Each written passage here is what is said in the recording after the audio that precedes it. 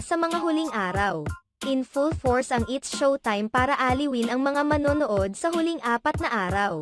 Ilang araw na nga lang ang mapapanood ang best variety show na It's Showtime at kahapon ay nagpahayag ng kanilang saloobin ang mga manonood. May ilan na nagpapasaya lang sa It's Showtime family, may iilan din na tila nalulungkot sa sinapit ng It's Showtime.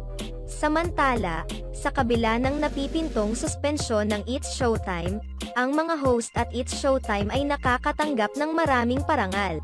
It's Showtime won the Best TV Variety Show at the 20th Gawad Tanglaw for Sining at Kultura.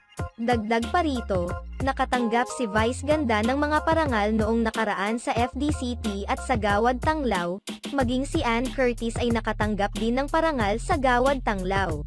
Samantala, inaasahan ng manonood na buong puwersa ang It's Showtime family para aliwin ang mga manonood.